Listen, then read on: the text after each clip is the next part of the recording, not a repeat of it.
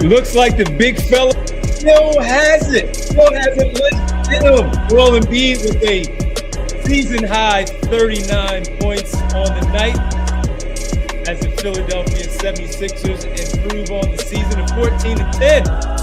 Throwback. Pull it out of your back pocket, Joel Embiid, and bring the team home.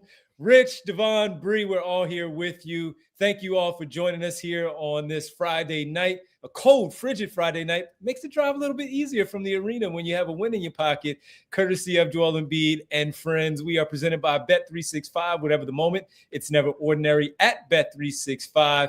And if you tailed us a little bit earlier in the pregame, your pocket's a little thicker for the holiday shopping there. We'll talk about that a little bit later. Absolutely back on the winning side there, Rich.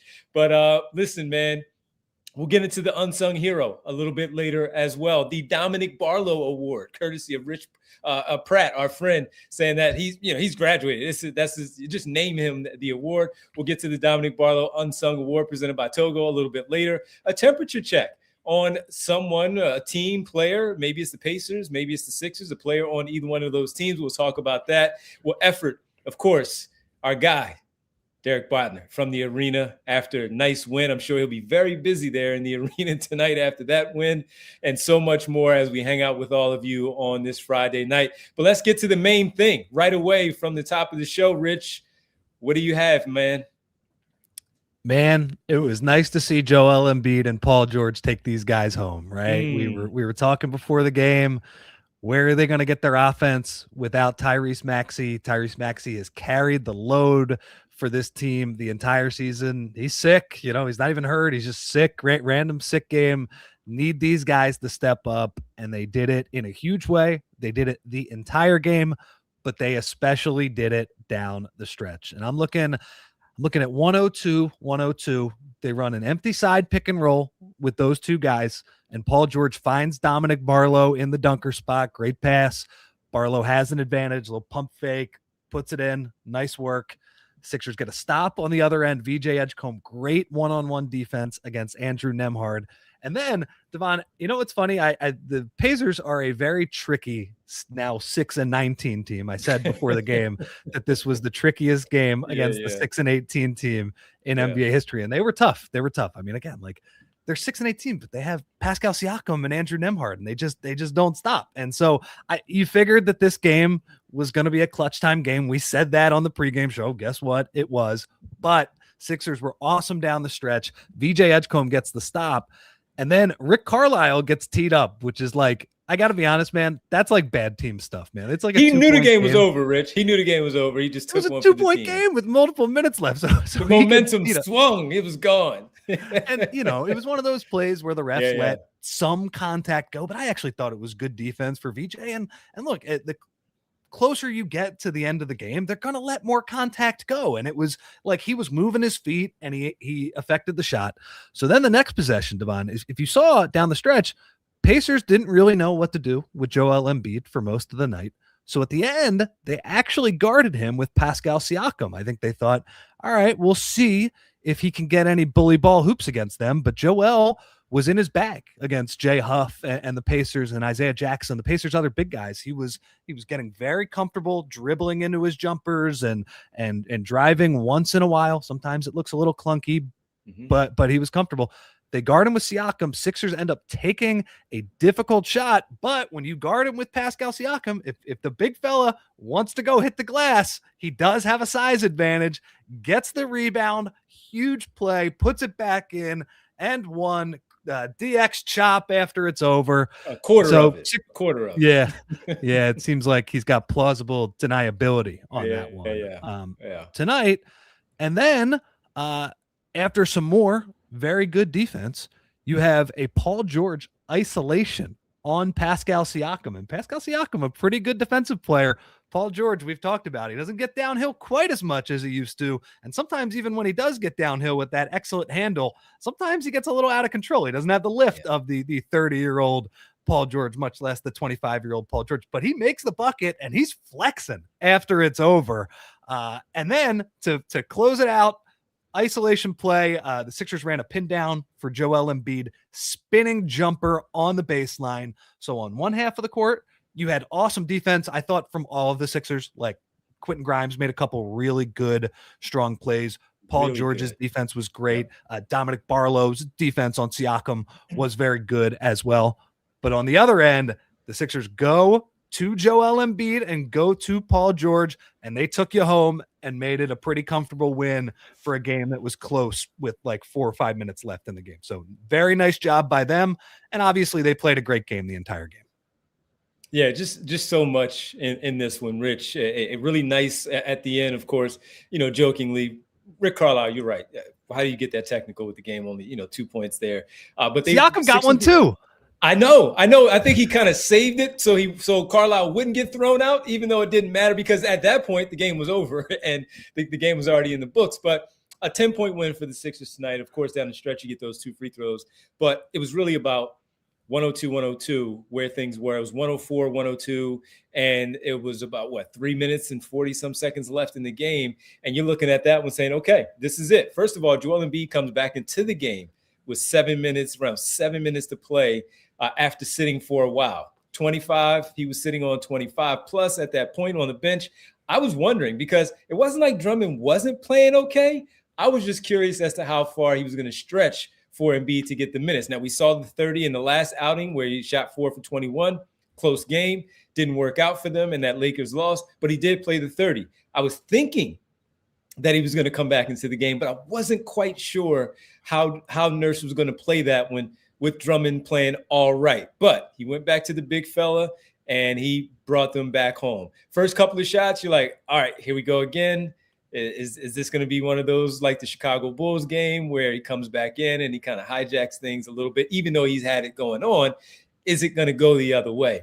It did not. He played under control. His defense was better. And I thought, Rich, and I know you did, and I'll get to the Paul George thing because I love sitting next to you and Bree at the office and watching these together because I was thinking one thing in particular when Paul George had an isolation late in the game. But on the Joel Embiid part, I was just curious as to how he was going to be down there because he had played the 25 minutes and then he sat. But he looked like he had a nice pep in his step. As the game continued to play out, the shots started to fall. So there was no overthinking. There was no questioning himself with things. Only one time he did, and we referenced this a few games back, where he had a wide open jump shot right around 13-15, and he didn't take it. And instead, he was looking for somebody else. He did it again.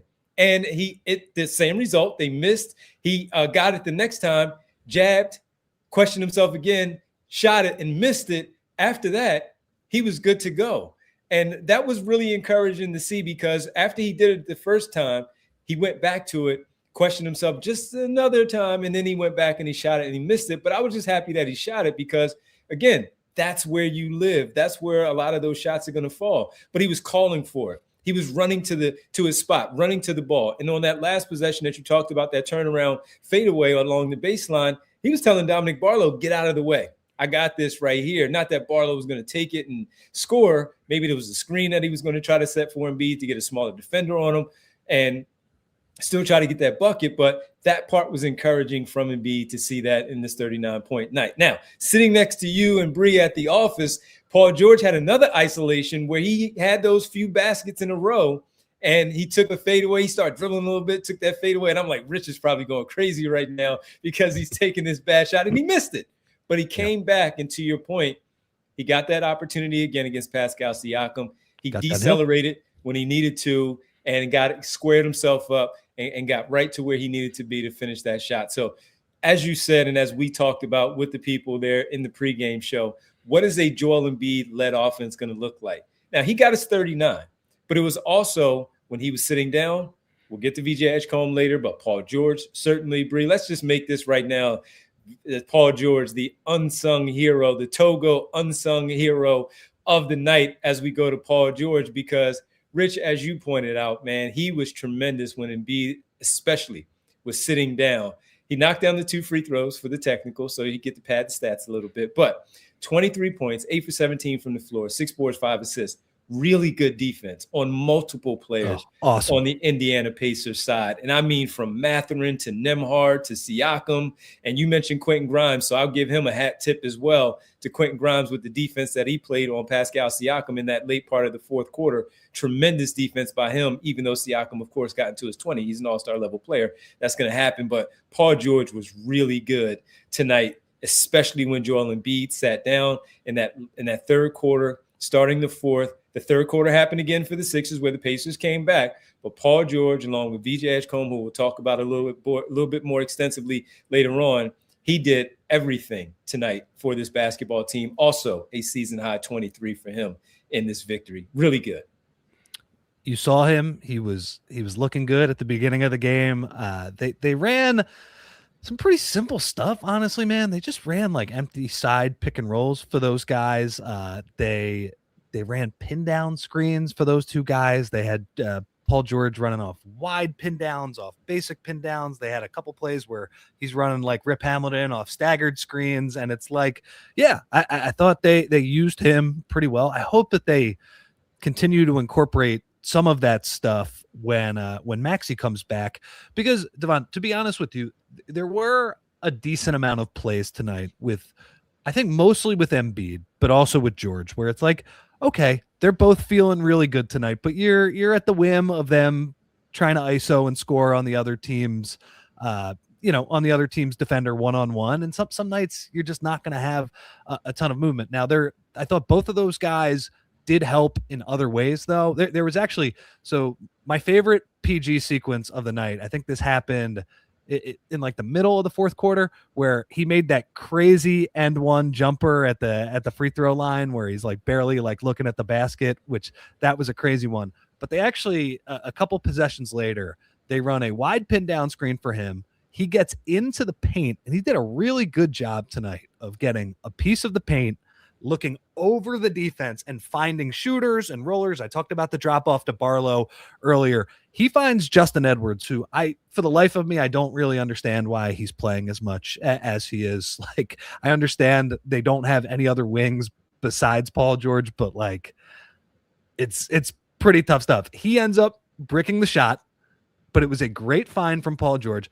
Andre Drummond, great offensive rebound by him, and then Paul George knocks down the three later on that possession. It's like, all right, man, that's pretty good stuff from Paul George. The other night, I thought on Sunday against the Lakers, like, pretty quiet game for him, and that's where Paul George can be a little bit of an issue, where you're just like, man, I wish you would assert yourself more on this game with all of the talent that you have. I understand that you can fit in as an off-ball shooter and a defensive player, but you got to find that balance between, being a helpful role player, but also taking over in those few possessions a game when you need him. So I thought, yeah, he was a great choice for the unsung hero. I liked what he did just in terms of passing. Made a couple of off the dribble three pointers as well, just good stuff. So I think it was definitely a throwback Joel game, but it was also a throwback Paul game as well.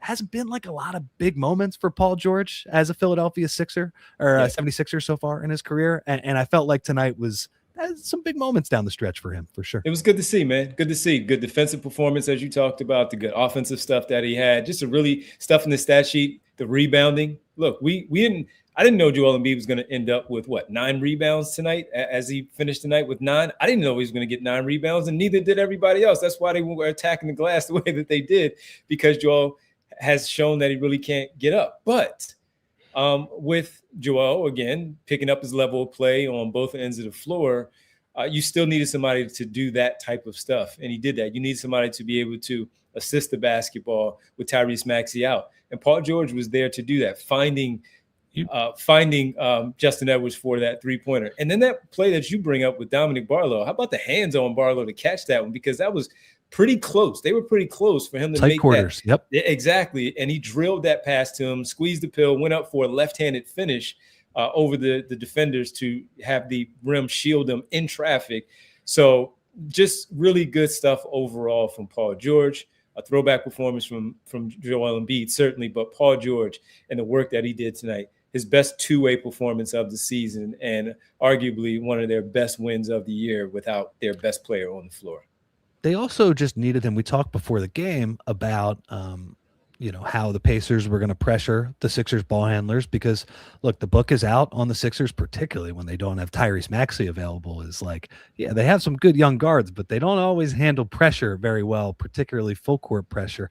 Paul George as a release valve, like they stopped pressuring him for large chunks of this game because he just was able to bring the ball up and get them into their offense. And that's a small part of the game, but especially when Tyrese Maxey is out, it's a necessary part of the game. Like, can you at least start the set and get us in to something good? The other thing, and we touched on this a little bit, Paul George, I think we know the book on him on defense now. The numbers would say that he makes the biggest impact of anybody on the team. I think it's a little frustrating on that end, not overall. Tyrese Maxey does, but the numbers would say on defense that Paul George makes the biggest impact. And yeah, he does not guard the toughest matchup. Like tonight, Siakam, he probably got a few possessions against him, but for the most part, he was guarding like the Garrison Matthews of the world, and he was guarding Ethan Thompson and other players like that. Man, his help defense, he blows up possessions. It's like he does some really, really impressive stuff. So he's an unorthodox type of defensive player because he's not the guy that you're going to put on Revis Island, just guarding the guy one-on-one and just like, I got this. I'll be able to take this guy, sort of the Ben Simmons type of defensive player. But man, like, especially now that the NBA with the spacing and all of the cutting and how difficult it is to handle a team that can play 5 out like that Indiana team. That Indiana team isn't great, but Jay Huff is a legit 3-point shooter. They are a tricky team to guard with their drivers and with their shooters and all of the different things that Carlisle puts you through. Man, Paul George, he must have had like 10 deflections in tonight's game. It's just really impressive stuff. Like, don't take that for granted. And, it's funny, man. I thought in tonight's game, there probably was like 8 to 10 points that the Pacers scored where I thought the Sixers played great defense for the possession. Maybe they got a block. Maybe they got a deflection. That Huff 3 down the stretch where it was like, man, that was really well guarded for 20 seconds and the ball bounces to them and they end up making a shot after it's over. I thought for large chunks of this game, maybe the third quarter, it fell off a little bit. What else is new? The half-court defense is good, and the numbers on this team is that the half-court defense is good. If Paul George is here, look, they're not going to be a perfect offense. It's going to be clunky, but he's really going to help you on that end. And I thought tonight we talk about all the offensive stuff. He brought the defense as well, which is important. Really good two-way game. Philly Reddick in the chat says this team lacks wing defenders.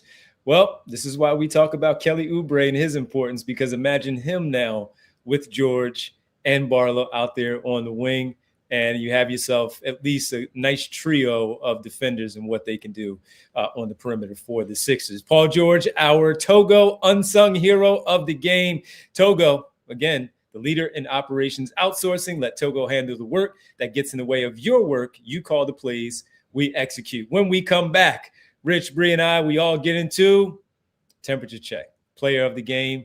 We'll get into all of that as the Sixers win 115-105, now 14-10 on the season. And in the standings, everybody, they're only a half game back of the Boston Celtics for the third spot in the Eastern Conference. Go figure. Right. That's where they are right now after tonight's win. They're fifth right now currently in the standings, half a game back of the Boston Celtics for the number 3 seed in the Eastern Conference. We'll talk about those guys overall and much, much more. Temperature check. Player of the game, Dominick Barlow award that we just, gave out there for the Togo. We'll talk about him a little bit more and everybody else right here as the Sixers win. Throwback performance from Joel Embiid. It's the PHLY Sixers postgame show. The other day, I was over at Derek Bodner's place and I braved this unbelievable cold. I mean, it was quite a gesture for me to get over there, and I was pumped to watch some hoops. But his setup let me down. It was a total mess, lagging, buffering, and switching between apps trying to find the game. He claimed he was a big fan, but I felt like I was fan-fished. See, if you call yourself a basketball fan, you gotta have Xfinity. It's the ultimate sports destination. I can find the best games and my favorite teams all there in one place. And the way that I watch, guys, it's next level. It is the perfect fan flex. I've got all the action right there in my living room, plus Xfinity's best picture and sound with enhanced 4K, so clear that it feels like I'm in Xfinity Mobile Arena. And sometimes I've got 4 games going at once, because why not? And on top of that, I get real-time notifications and live stats right there on my TV. Next game day, make sure, like Derek Bodner, that big fan isn't a big fail. Learn more at Xfinity.com. Xfinity, imagine that. Restrictions apply. Multi-view requires Xfinity 4K capable TV box. All right, it's the holiday season, everybody. And if anyone is still hunting for the right gift, well, Aura Frames makes it look like you planned it all along the right way. Well, with unlimited free photos, all you have to do, and video, just download the Aura app and connect to Wi-Fi. You preload the photos right before it ships, and keep adding from anywhere, anytime you want with those loved ones on that photo. Add a message before it arrives straight to your phone all year long, where you can share photos and videos effortlessly. And the gift box included. Every frame comes packaged in a premium gift box with no price tag. For a limited time, save on the perfect gift by visiting auraframes.com to get $35 off Aura Frames' best-selling Carver Matte frames, named #1 by Wirecutter by using promo code PHLY at checkout. That's auraframes.com, promo code PHLY. This deal is exclusive to listeners, and frames sell out fast, so order yours now to get in time for the holidays. Support the show by mentioning us at checkout. Welcome back to the PHLY Sixers postgame show. Sixers 115, Pacers 105. That's a win for your home team, 14-10 now on the campaign. Rich, is that the best win of the year? Just no Maxey, the way they did it. The Pacers, as you said, it's a tricky team because, yeah, they only have 6 wins, but they're kind of better than that. And with the way that they play, they are better than as of late. Yeah. So 4 out of their last 6. I don't know if it's their best win. Like, I go back to that first week. I thought that win over Orlando, which is funny because their worst game of the year was also against Orlando in the same building a few weeks later. That was a pretty good one. There's probably a few more I think mixed that might in there. Be the circumstance. I thought the win over Milwaukee on the second night of the back-to-back, you're right, where Maxey had the huge night. That one is up there. This is a good one, man. I did not expect the Sixers to win by a lot tonight, like especially once I saw Maxey was out of the game. That team is definitely better than 6-18. Like, they've been playing better. They had won 4 out of 6. I get it. They really had kind of beaten up on bad teams, but if they're beating up on bad teams, that means they're not like the worst of the worst. The Sixers without their Tyrese, I think it's a pretty fair fight, right? Sure. Yeah. One all-star Tyrese out, the other all-star Tyrese out. Like, let's see. The Sixers probably even less prepared for that too. The Pacers more prepared. Thought it was a pretty even fight, and it was Joel and it was Paul George down the stretch that got the Sixers the win. So yeah, I think if it's not the best win of their season, it's up there for sure. Yeah. Vic says in this one with the question, the Boston win was the opener, might have been the best one until tonight. And then you have Philly Reddick saying the Wizards game, but that was a comeback, so I don't know. And that was in the first few games. They came back on the road, Bona with the blocks, the 5 blocks in the last few minutes. That was fun, man. That was a fun one. Maybe I'm thinking about this one, everybody in there, and Lost Sleep TV now says Toronto. How about that one when they beat the Raptors? Maybe I'm thinking because of the fact that it is the Embiid and George part of it with no Maxey, where we were questioning what's going to happen, how's the offense going to look, and who's going to drive the game and all that stuff. And then you see them in the final 5 minutes, and those two guys turn back the clock and are able to bring it back home. So regardless, you know what, everybody, from Lost Sleep TV to, Philly Reddick and Vic, Rich, Bree, everybody, it's good to be having this conversation after a win with the way in which they did it without their best player on the floor. Speaking of their best player on the floor, he was still involved. He wasn't on the bench because he's sick. He has a little illness, so he had to stay home. He's not like ours, when we come in, we still get to work. Tyrese Maxey active on Twitter during the game. Rich, look at this. Yeah. Joel going crazy, the good process right there. And in the end, nice, Paul, nice. And maybe that was the one where you talked about him flexing, right? Yes. Tyrese Maxey was talking about Paul George flexing after that. Pretty much they sealed the game right there. Tyrese Maxey, no matter any sickness or anything, he's probably watching this right now in the postgame. What's up, Tyrese? Good stuff from their leader. All right, let's get to the temperature By check the right way, here. Totally deserved night for him to go put the feet up on the couch. Maybe I mean, being sick's the worst. I don't know exactly what illness he has. Maybe get some soup or some ginger ale, some 7-Up or hot something tea, like my that. friend.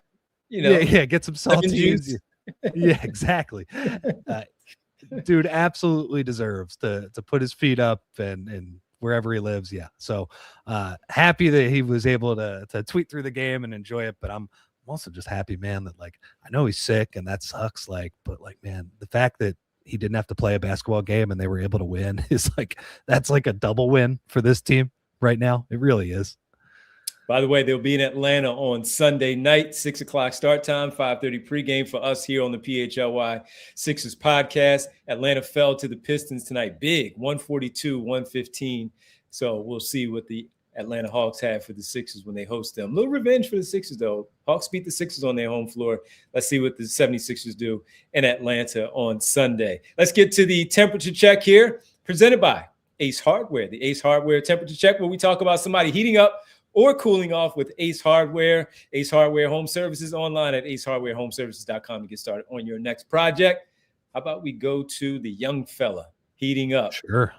VJ Edgecombe. All of these nice, steady games that he has, 14, 15, 17, 12. He does these things, stat stuffer, right? And then tonight, he just comes out and he says, you know what? Let me drop 12 in the opening quarter, right, Rich? 14, excuse me. 5 for 6 from the floor, 2 for 3 from beyond, made both of his free throws, had 2 rebounds, 1 steal, 1 assist in all 12 minutes of that first quarter, setting the tone. The score was even after, the score Sixers by 3 after 34-31. But Edgecombe, we had those questions about the 2 young guards, and I'm sure we'll talk about McCain a little bit later, but VJ Edgecombe came right out and he just had an extra boost in his sneakers and his Adidas as he was running up and down the floor, and he looked really good. What do you think about the headband? I'm not the biggest headband guy, but hey, man, if you're gonna rock out like that, just do what you need to do. Rock the headband. I like it. It's kind of like a thicker headband. It reminds me of Samurai Jimmy Butler a little bit from a few years ago. That's fair. And obviously some people have compared him to Jimmy Butler in his game. Maybe I like the headband with the braids. If he had the braids like he had against the Lakers, then maybe I'm like, all right, yeah, that's good. That's good. But yeah. Well, he played really good with the headband on tonight. And we talked about how, he probably was under more pressure than anybody because he's the de facto point guard. They start him at point tonight. And look, I think we focus a lot on the late game, and sometimes there's so many things that happen in an NBA game that we forget what happens early on. 14 points for VJ Edgecombe. And I thought he did. The Sixers and he both did some really good stuff. So that guy, Ethan Thompson, who they were talking about during the game. Yeah, that, is 26 years old. He's a rookie.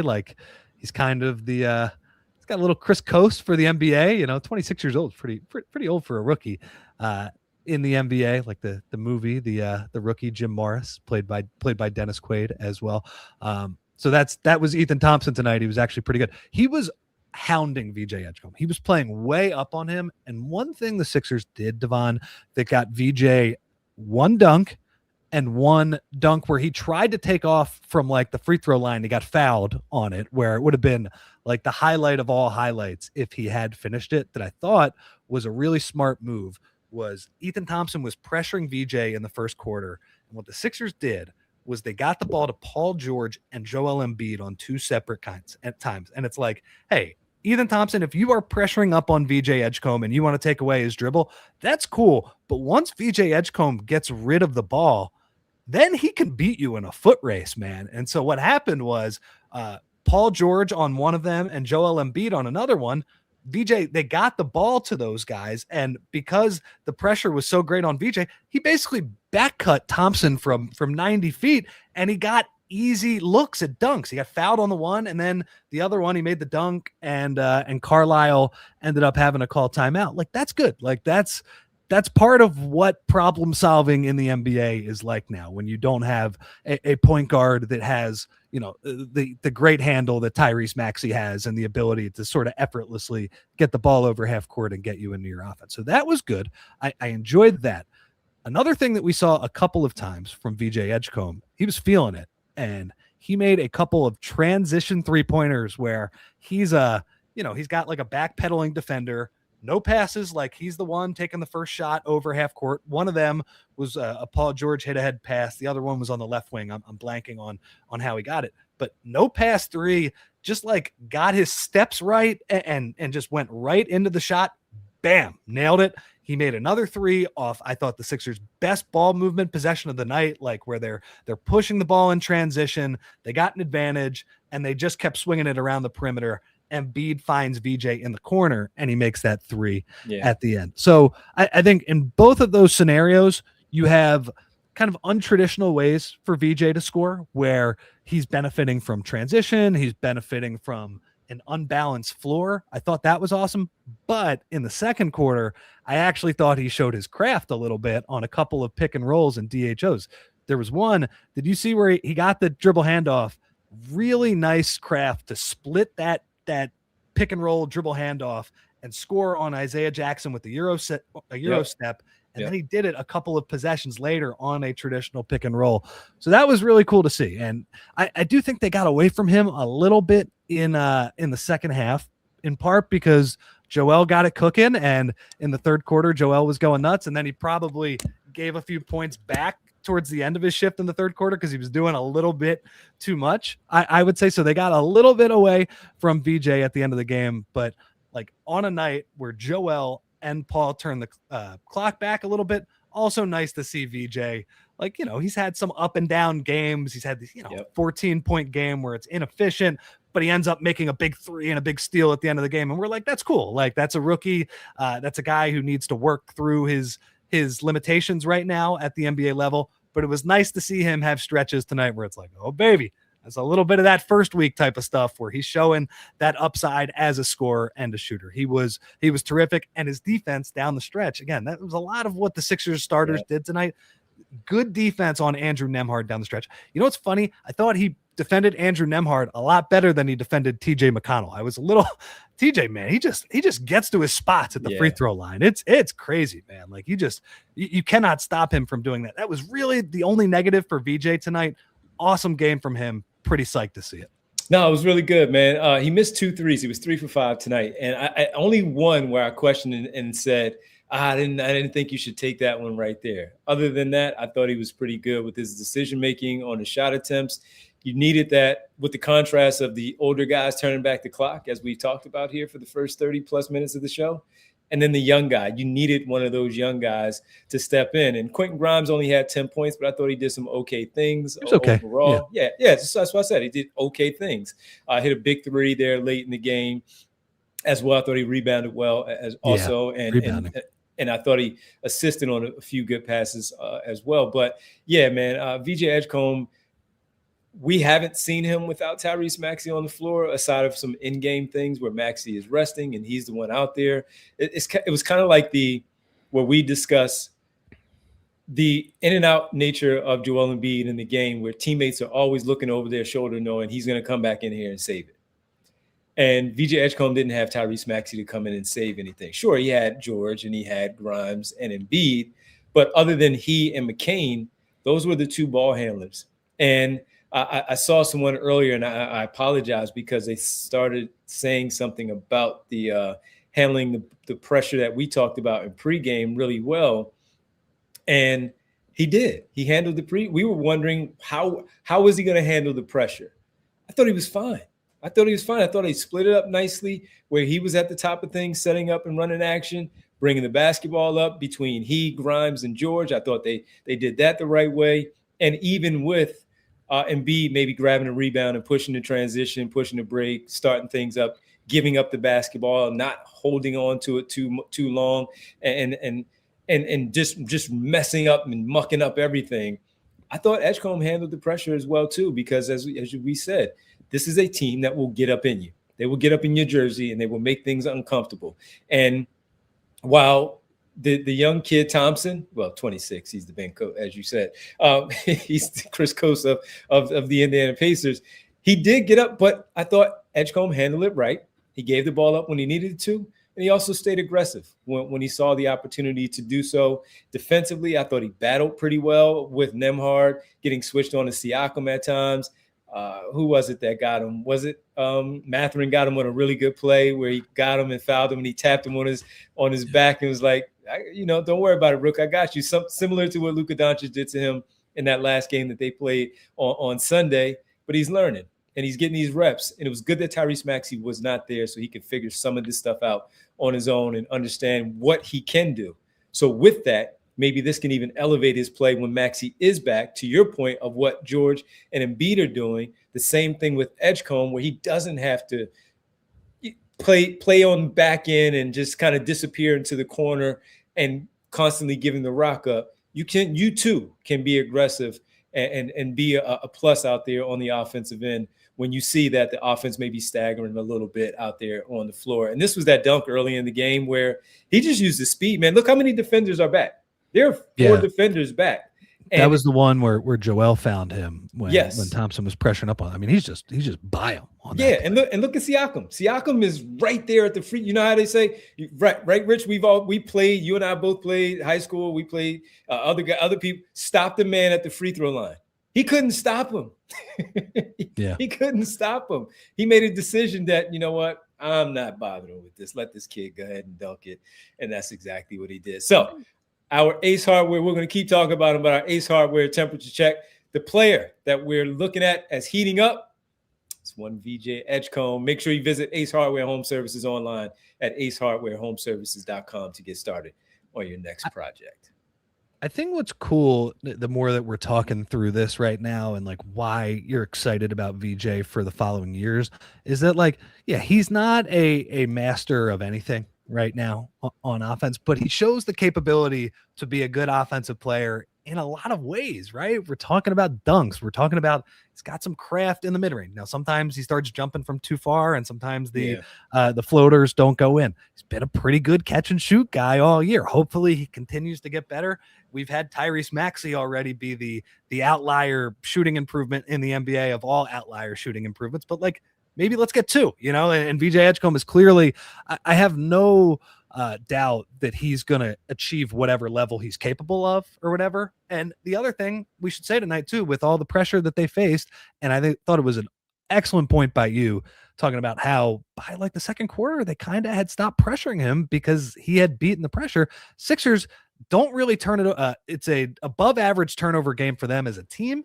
And I believe VJ had 0 turnovers in the game tonight, and that's pretty good, right? Because that Warriors game a couple weeks ago, we've seen him when he has the ball in his hands, he's been rough a few times, where he can spit out a 4 or 5 turnover type game if he's not careful. Again, they ran a lot of offense through Embiid and Paul George, but I thought he also stepped up, and so really good VJ game. 0 turnovers, 5 assists in a game high 39 minutes and 28 seconds for VJ Edgecombe. In the Sixers win 115-105. We take a pause. We'll come back. We got to talk about the guy who graduated from being an unsung hero to being an unsung hero because he had 10 and 8 tonight, and he just went out there and did the stuff that Dominick Barlow does. We'll talk about him, Jared McCain, Quentin Grimes, and so much more. Sixers win by 10. They're 14-10 on the campaign. No Maxey, no problem. Throwback performances from Embiid. Career season high for Paul George, and a really good VJ Edgecombe game. We'll talk about the rest of the group when we get back here on the PHLY Sixers post-game show presented by Bet365. Our presenting sponsor here on the show, whatever the moment, it's never ordinary at Bet365 with over 90 million users worldwide at Bet365. Live streams, 780,000 events each year, and those early payouts across the NBA and the NHL. Told you pregame that you could use a 30% profit boost on the NBA, maybe your team, maybe one of the other games, you could have done that. And the NHL, you got a super 50% profit boost here at Bet365. Also, new customers, if you want to join in, breaking news from Bet365, new customers get $150 in bonus bets when you bet $5, win or lose. All you have to do is sign up, use code PHLY365, deposit 10, place a bet for $5 to get $150 in bonus bets if your bet wins or loses. Bonus bets can be used on spreads, totals, player props, futures, and more. Whatever the moment, it's never ordinary at Bet365. Must be 21 plus and physically located in Pennsylvania. If you or someone you know has a gambling problem and wants help, call 1-800-GAMBLER. Do we really want Tyrese Maxey playing the 5, doing the dirty work underneath the basket, setting picks? No, it's not worth the time, risk, or money. You keep your stars focused on what they do best, and the same goes for your business. And that's why Togo can help any business looking to streamline operations, become more efficient, or unlock more time for their best people. From customer service and accounting to order management, logistics, admin, data entry, and even complex multi-step operational processes, Togo takes it off your plate for a fraction of the cost. And every engagement starts with a free process mapping and engineering. Togo doesn't bill a dime until the real work begins, with programs starting as low as $1,000 a month. You're not going to break the bank. And each Togo program includes dedicated staff, custom automations, and US-based process engineers who act as your point guard, giving you complete control, total transparency, and instant efficiency. At Togo, you call the plays, we execute. Visit harnetstogo.com. Scale smarter, work faster, and stay focused on winning. Welcome back to the PHLY Sixers postgame show. Sixers win 115-105, 14-10 on the season, sitting in the 5th spot in the Eastern Conference standings after tonight's win. The Atlanta Hawks next up in Atlanta on Sunday, 6 o'clock start time, 5:30 pregame for us here on the PHLY Sixers podcast. By the way, while we're in here, everybody, hit the like button. I don't have the foam finger because we're at home. Maybe I need to travel with that and bring it home with me next time. But please hit the like button while you're all in there. You know we really appreciate it. Like, subscribe, do all of that. Tell a friend and tell another friend. Pass it along. Please do. We certainly love the help, love the support from all of you and others here on the PHLY Sixers podcast. Rich, you know what? Dominick Barlow was really good. But let's talk about Embiid a little bit more. I know you got some more things that you want to say about Joel Embiid. Yeah, I'd be remiss if we didn't talk about. The player of the game, by the way. Okay, he is the player of the game tonight. Look, when you respond with from a 4 for 21 game by putting up 39 points at the end of this one, that's really good stuff for Joel. And it's like, yes, I understand it can feel a little clunky, but you mentioned this earlier. Mm-hmm. I thought there were a couple stretches where he missed a couple of jumpers. And he realized that it was a game where it's like, look, we don't have Tyrese. We have very limited options off the bench. Yeah, Paul and VJ are playing pretty well. Barlow will give us something once in a while, same as Grimes. But a lot was required of him, and I was just impressed that he just kept going. And there was a stretch. You mentioned the play earlier. The Pacers played zone in the middle of the third quarter, and the most traditional way to break a zone, a 2-3 zone, is to stick your big guy at the free throw line and let him either play make or make shots or whatever it is.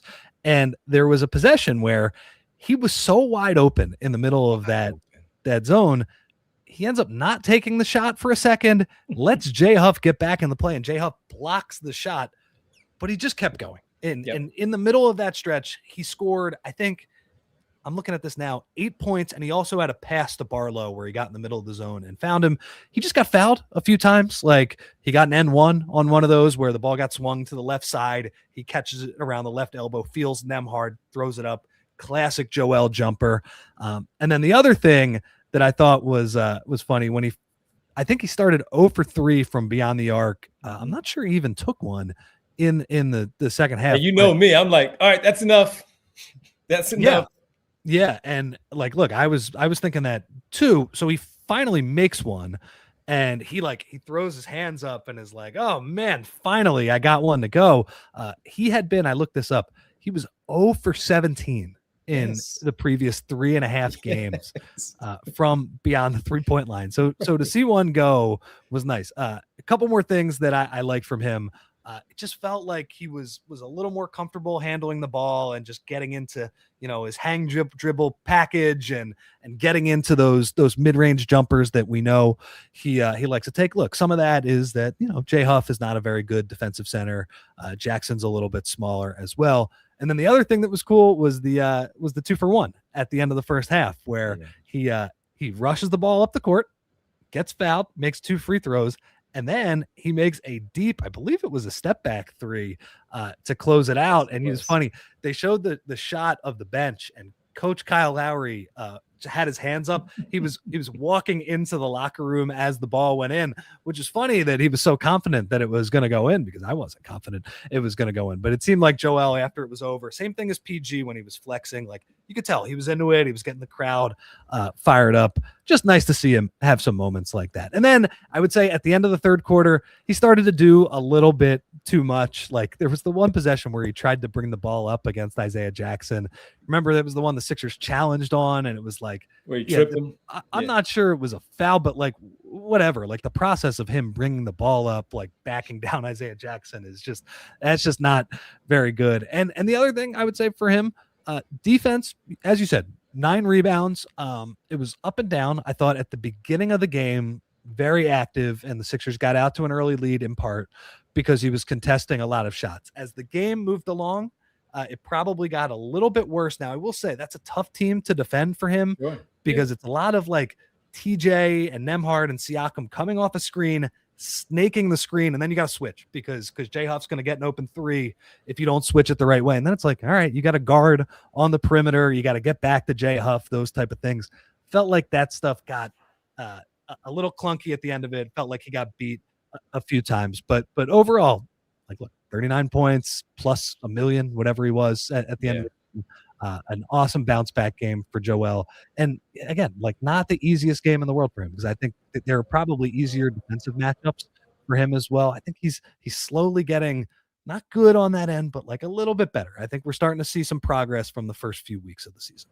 Absolutely. All right, we're going to take our final break here, final pause of the show. Come back, get to Mr. Sandman's Super Chat and the rest of the guys, as well as we talk about the team getting this win, 115-105. Sixers improved to 14-10. We're talking about it. Throwback performance from Embiid, 39 on the night with no Maxey. Good to see. We're discussing it all right here on the PHLY Sixers postgame show. Guys, we all know that feeling. You walk into a jewelry store trying to pick something out for your significant other, and suddenly you're in over your head. You're thinking, what's the difference between these diamonds, or what if they don't like it? Yeah, it can be stressful. So that's why working with Joe and Michelle at Bucci's Jewelry and Design has been such a game changer. These guys make the whole process seamless. From the minute you walk in, they treat you like family. They actually listen, help you figure out what they'll love, and then their team designs something completely custom right there in-house. No pressure, no pushy sales vibe, just good people who love what they do, and the end result, something that you're proud to give and something that your partner will never forget. So next time you need that perfect piece, go see Joe and Michelle at Bucci's Jewelry and Design.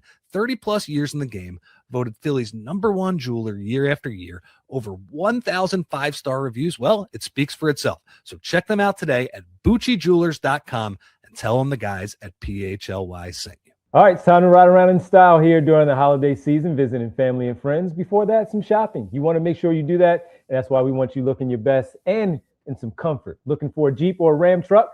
There's only one dealership in South Jersey who has been the market leader since 1967, our friends at CherryHillJeep.com, and they have you covered on the best selection, but more importantly, the best prices. Slide into a 2025 Jeep Wrangler this month for $289 a month.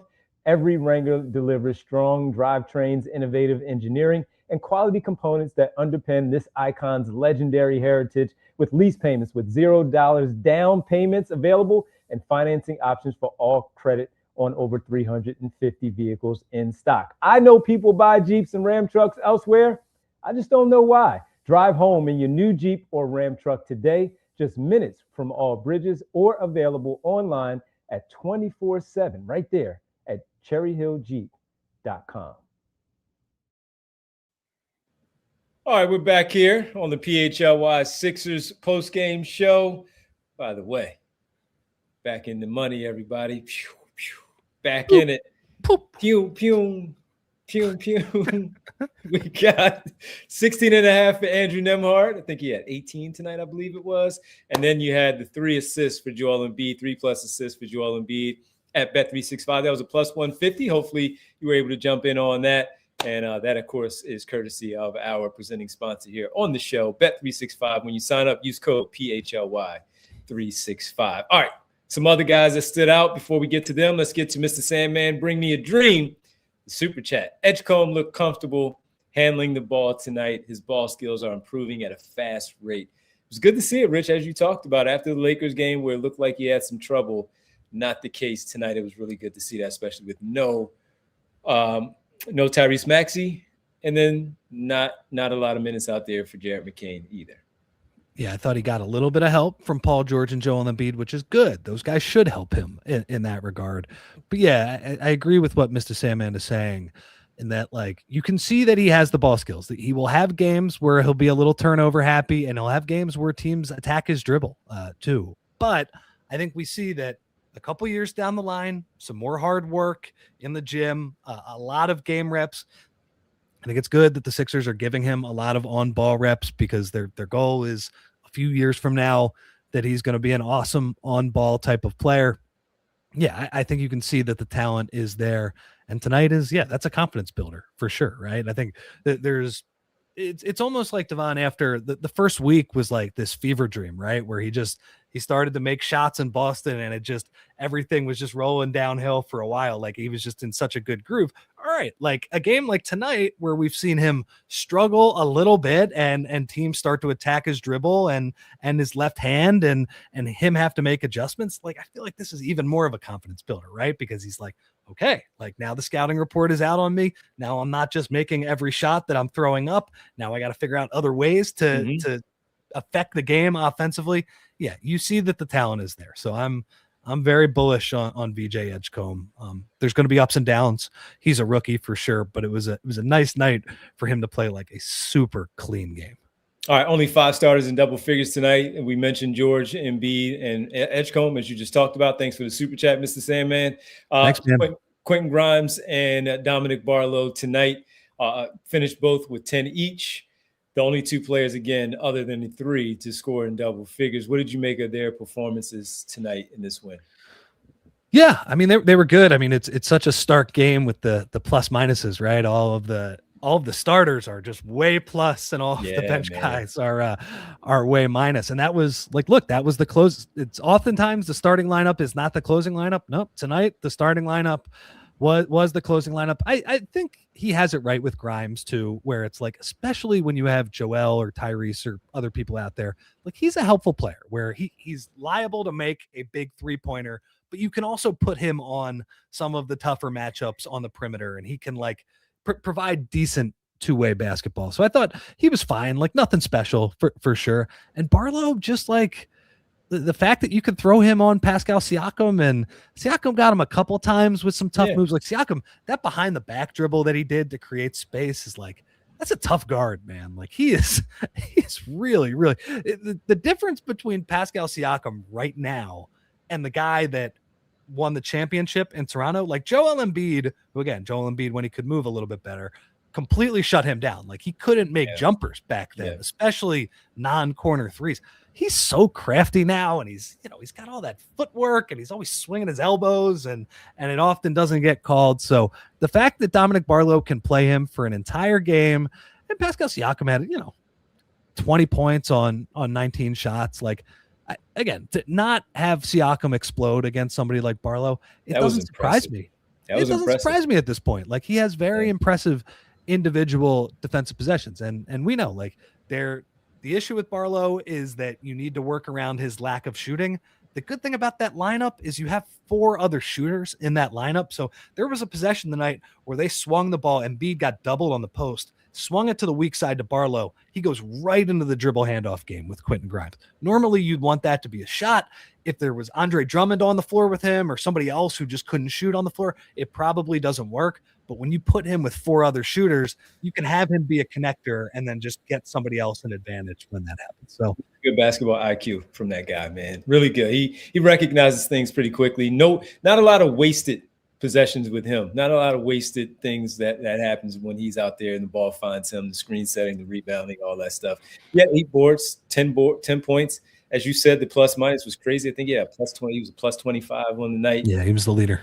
And even Quentin Grimes, who didn't score the ball all that much tonight with 10 points on 3 for 9 shooting, you know what he did? He had 9 boards, though, 4 assists, and he only turned the ball over 1 time, 1 steal, 1 block. And he, Embiid, and Drummond off the bench with 9 rebounds right there. So you collect 27 boards between those 3 guys, one of them being a guard, 18 from your 18 from your big men.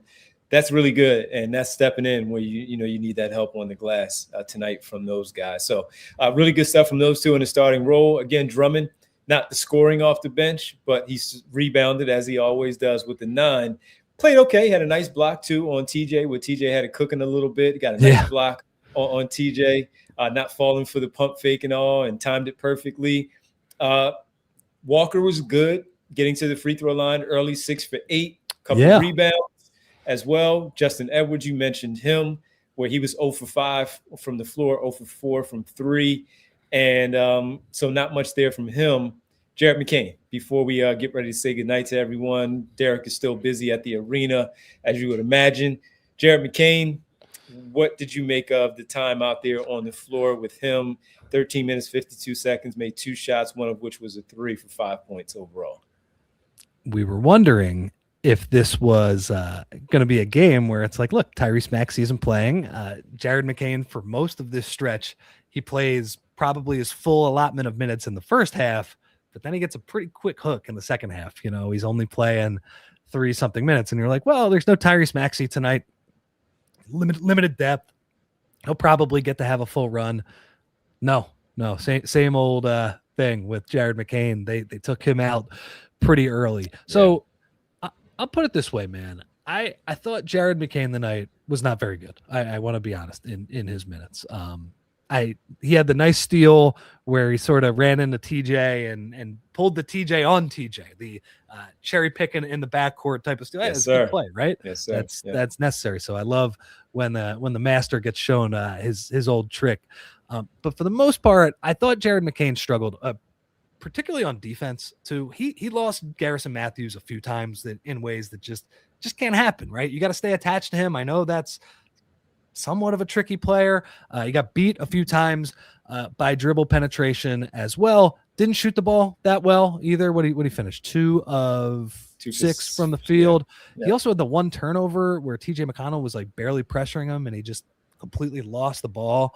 And so that's kind of like my worry with him. It's just like everybody thinks like, the complaints on him are that just give him the ball, let him be the point guard. And it's like there are times where I'm like, I mean, he does struggle against pressure a little bit if we are being fair. Okay, with all of that said, he struggled a lot, and I do understand that he wasn't playing well. Justin Edwards played a lot in the second half, man. And I understand Justin Edwards, this team does not have wings. So taller player, yeah. They don't have taller players. Right. Justin Edwards is not if he's not making threes, he's not very good. And he's not very good on defense either. I get it. He's probably better than McCain, but he's pretty slow-footed. He gives up a lot of dribble penetration. Part of me just thinks like in the second half, maybe you just go with McCain.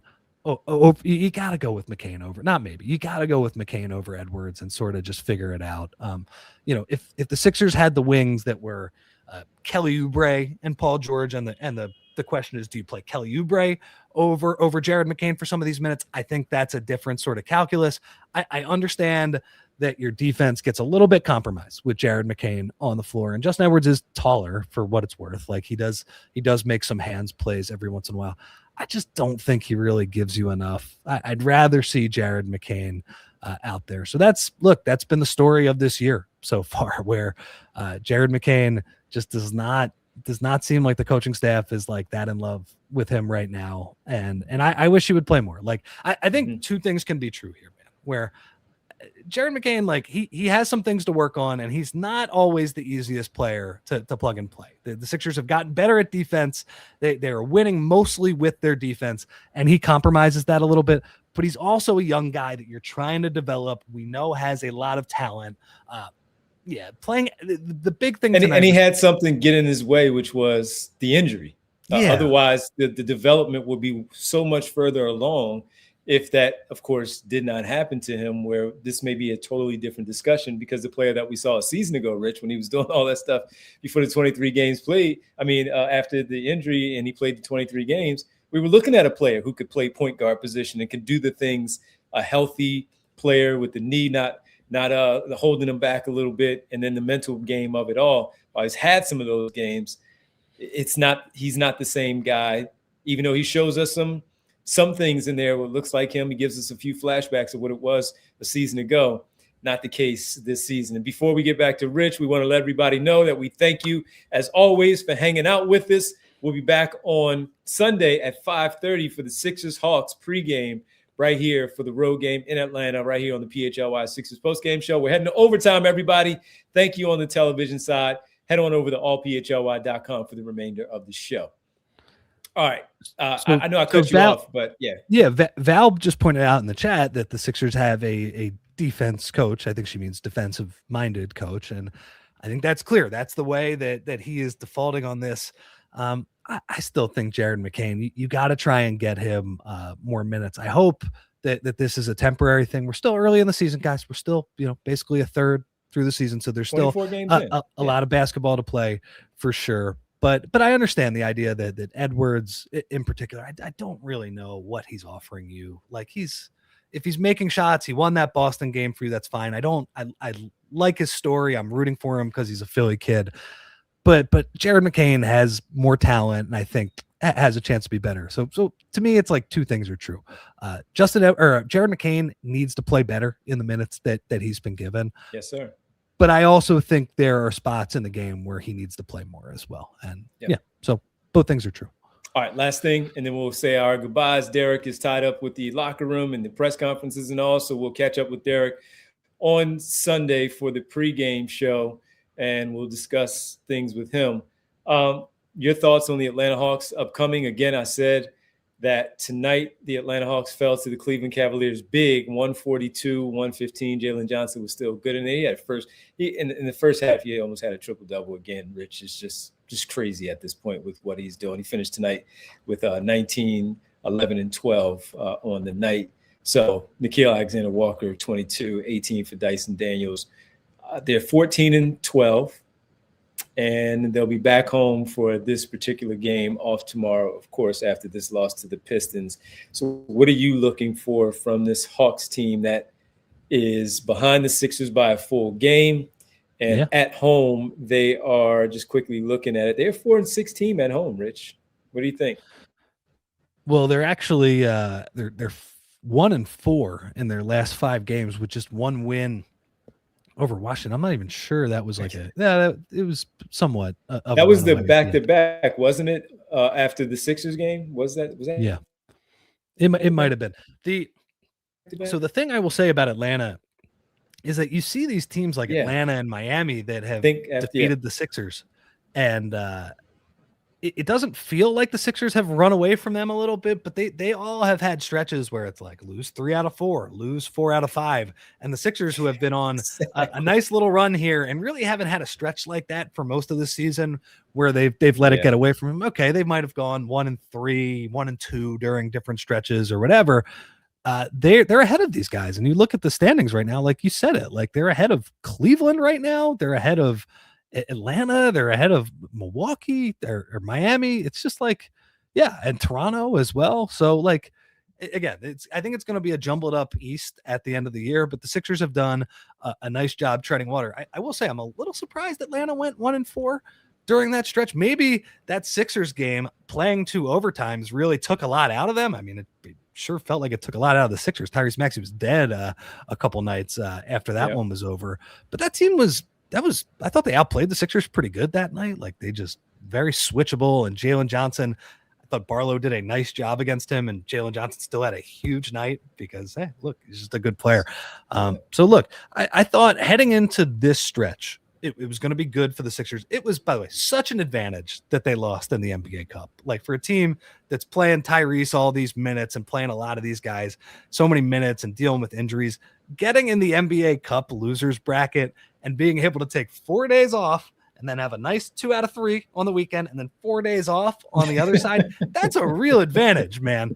And so my hope looking at these 2 games was just get 1 of 2, have a nice break, maybe, have a couple good practices coming out of the break after it's over. But get greedy now, right? You already got your 1 win. You got the one that you probably thought was going to be the 2 more. Game. Take 2 of the next 3. Yeah. You take this one, then you're feeling good. So feeling okay about these guys right now. I think, obviously we don't have like championship expectations on these guys, but I feel like they're managing the schedule pretty well right now. Like they're getting the games they're supposed to. When the other teams have had guys out, they've stepped up and they've won those games. And tonight, like that's a big win. To win without Maxey, that's big. Like that's the type of game that if you look back at the end of this year and they're in the playoffs and they have a decent seed, you look back at that one and say, hey, nice job getting the win without Maxey that one night. That's a game that you're maybe not supposed to win, but Joel and PG did a great job and you got that one. So yeah. These 4 games here, as you pointed out, hey, take it. You might as well. As we said during that other 4-game stretch, they lose to the Lakers, and we said, hey, you might as well go 4-0 instead of 3-1. They almost did that, but yeah. So we take that 3-1. As frustrating as it was, you take the 3-1, and now you take this one and you go game from game here over these next few, because it does pick up once they do get back to their regular schedule. After that 2-game set that they have next Friday and Saturday in the back-to-back for the Sixers. Good stuff, man. Joel Embiid, throwback performance, 39 points, 9 rebounds to go with it. Man, how about that? Getting on the glass. Paul George, 23, 6 and 5. VJ Edgecombe stepping up huge in the absence of Tyrese Maxey, and just good performance from Dominick Barlow. And also Quentin Grimes helping out as well. We didn't even get to Nick Nurse. I was waiting for Rich to talk about the challenges and how Nick Nurse went 0 for 2 tonight. No big deal. They won the basketball game. No worries at all. And they did so with a big win over the Indiana Pacers, 115-105, without their all-star point guard in the lineup. All right, that'll do it for us, everybody. We want to make sure that we tell you all again, Sunday, after the Birds beat up on the Raiders, we will have Sixers Hawks at 6 o'clock. So the 5:30 pregame with us here on the pregame show. So we hope that, you get just W's all around on Sunday, where we're not complaining about things, just W's all around. Make it easy. Make it easy. Eagles get a win, Sixers get a win, Flyers win, all that good stuff. Make it easy. And let's have us a Sunday. So we'll see you at 5:30 for that. And before we say goodbye, it's time for the world famous.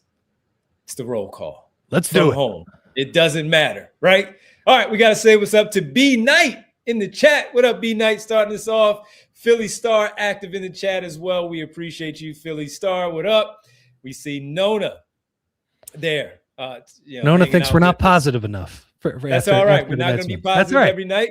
But 14-10 will make us, feel pretty good. But I'm feeling pretty positive. I'm feeling okay about this. I'm not taking the air out of the wind. I'm not doing that. The wind was very good. Now get another one on Sunday against the Hawks. Let's do that.